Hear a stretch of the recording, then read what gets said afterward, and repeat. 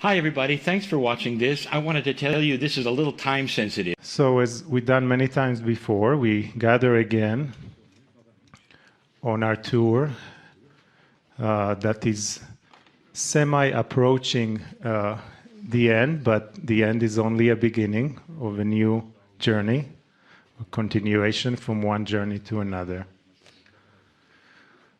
Allow yourself to anchor yourself into this space consciously. You just made a long journey to get here from one part or bottom of the glacier with the extraordinary expertise of the drivers. Very slowly drove us up here, almost like in a meditative procession. We all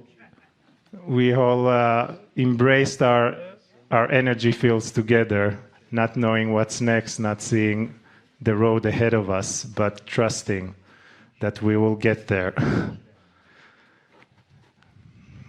So breathe slowly, in the way that's comfortable for you. Slow, conscious breath.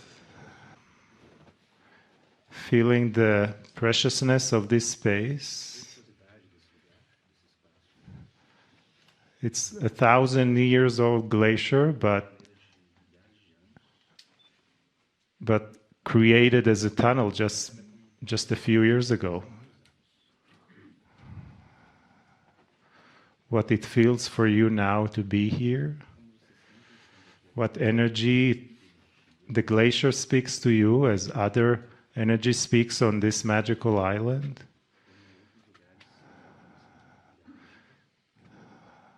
It has a energy or even life force of its own. It's almost like it is a massive body of water, and we are made of mostly of water, merging our energies together. What does it feel like right now for you here? Allow yourself to expand even more from your being, from your light, expanding more of your consciousness in a space that again opens you more to another level of energy, dimension, a deeper experience of your soul. Simply allowing and being present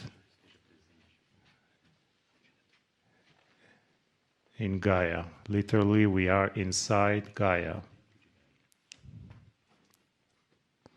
Breathe. And also bring in more of the energies of love, of compassion, of beauty,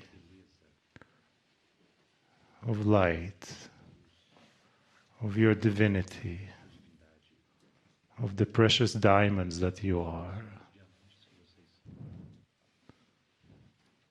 Even allowing some of your Akash to come into the surface, to speak to you of your lifetime of experiences. Breathe. And allow all that to embrace us together, again as one family, as one soul on this journey. And we invite again Kryon to give us the next message on this beautiful journey. Greetings, dear ones. I'm Kryon of Magnetic Service. This is the 9th message from the beautiful island nation of Iceland. If you've just joined us, this group finds itself in a unique place on the planet. They're inside a huge, enormous glacier. You might say, how could that be? The glacier was cut out on purpose. Over a year was spent creating it so that human beings could have the experience that this group is having today. Now, for a moment, I want this group to do something with me. And that is, I want you to be totally and completely still, and I want you to listen.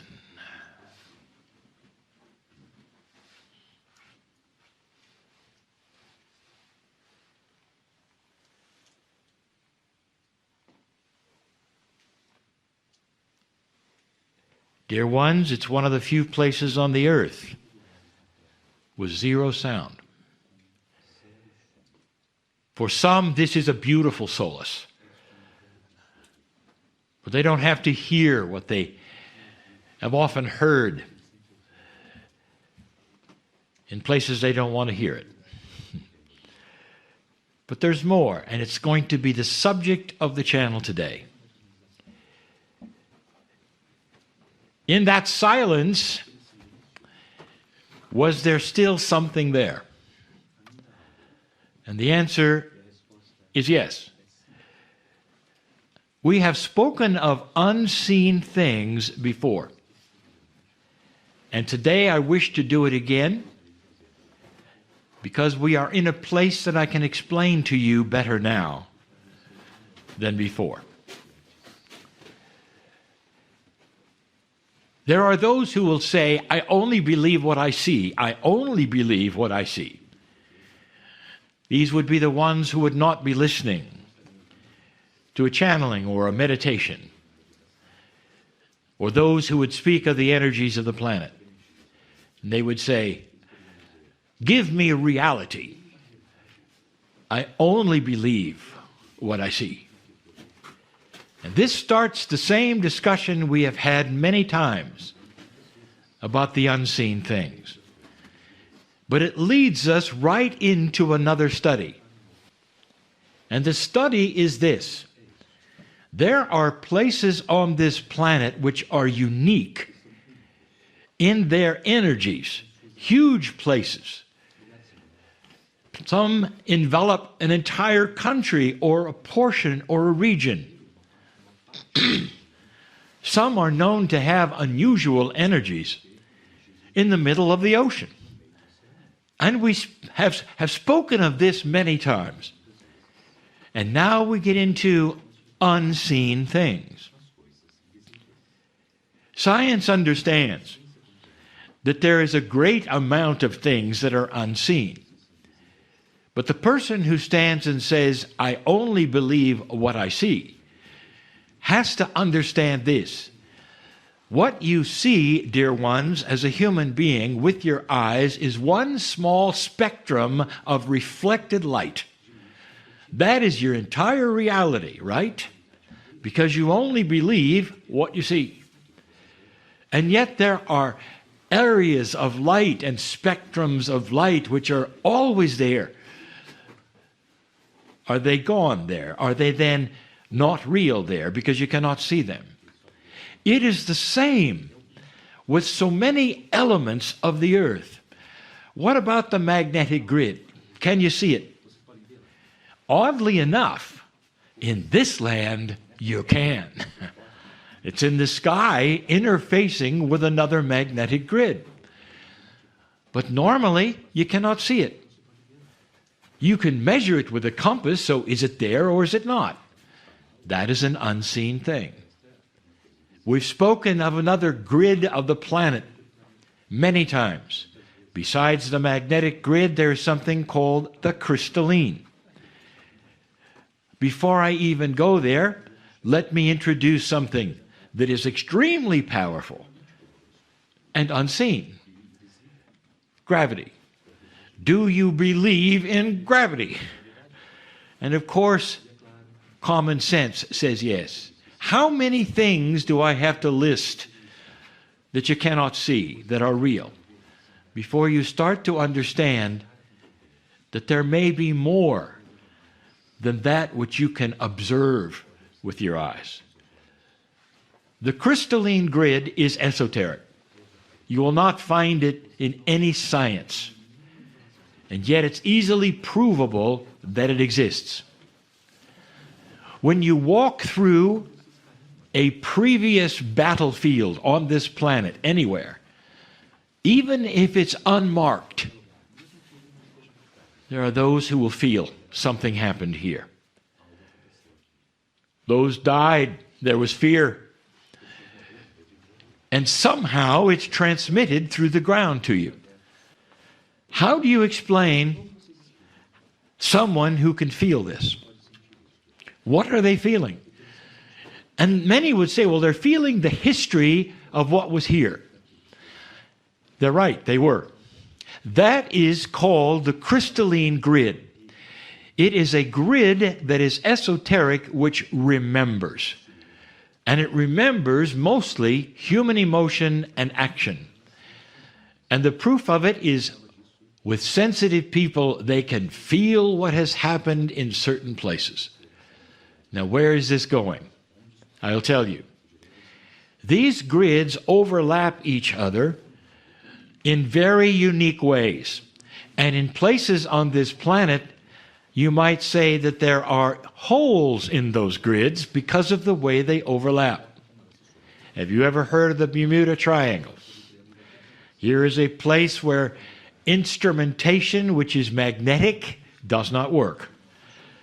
The reasoning is this: there are unseen things which are affecting reality. And that is also affecting consciousness.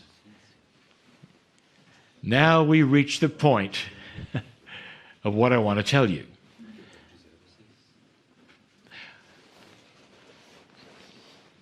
There was a group which we took to the Green Isle. It is Ireland.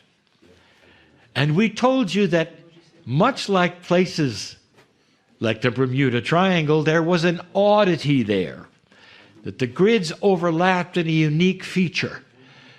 And it actually allowed for something that you don't normally have, dear ones. Multidimensional sight, if you want to call that, where you could start to feel the Gaia grid, another grid. Some call this the consciousness of Mother Nature, that which is your partner, dear ones. And because of that, when you arrive in Ireland, sometimes you will glance down and you will see someone has put a fairy door in the tree. This is the acknowledgement. This is the land of little people. There is an acknowledgement throughout the land of those things you cannot see. Not just the things you can't see, but helpers, elementals, even the leprechauns. Now you might say, well, how quaint that is. You would say, if you didn't know better, there are no scientists who would be involved in that. Actually, you live in a very modern day. Let me tell you a truth. Those who live in Ireland, no matter who they are, believe in this. Even the government understands it. Farmers of the land understand it. There are areas that are special and they know it. There are areas where they don't plant certain things certain ways because of the fairies. There are fairy trees in this land that are acknowledged by those in power. It has nothing to do with how modern you think you are. The truth is this: there are unseen things. Now, these unseen things we've told you seem to manifest themselves to a human being differently.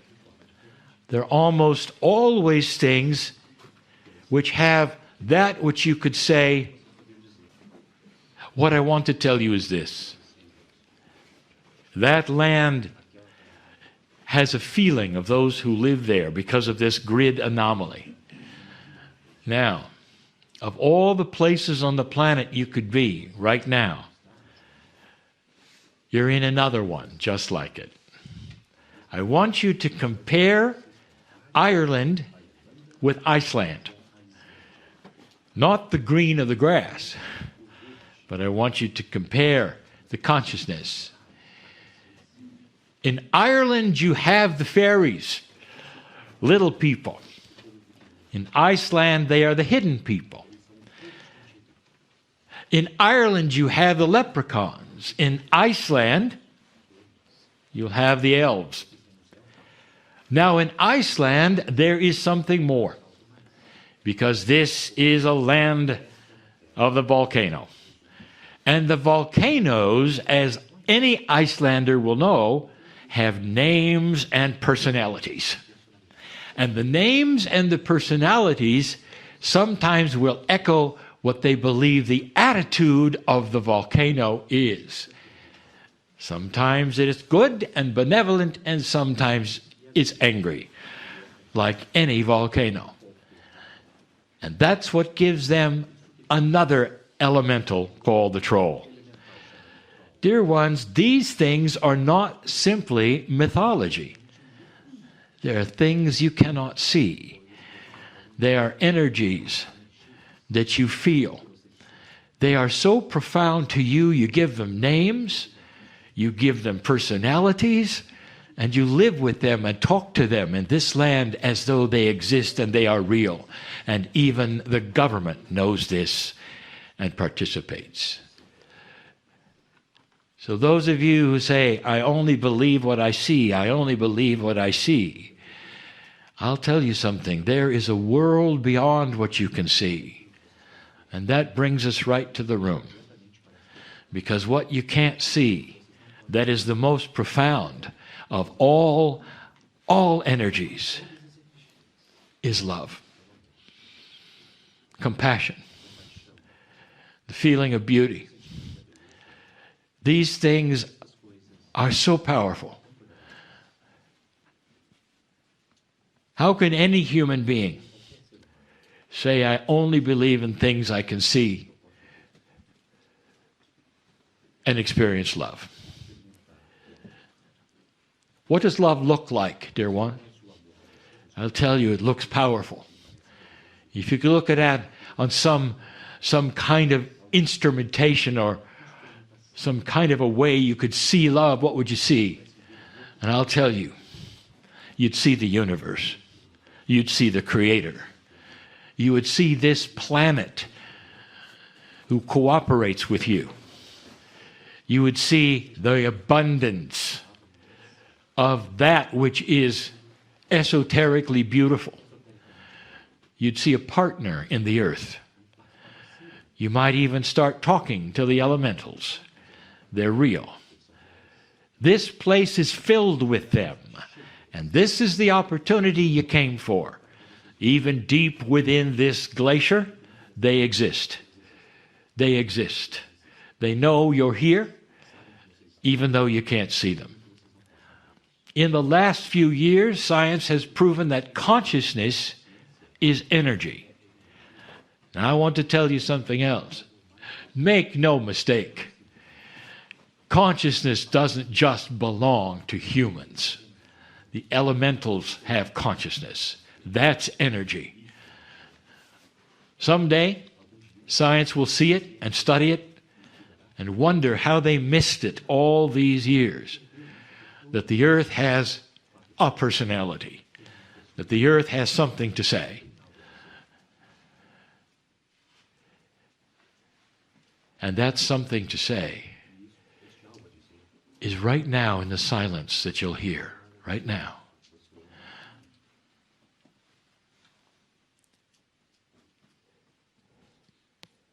Does it give you chills?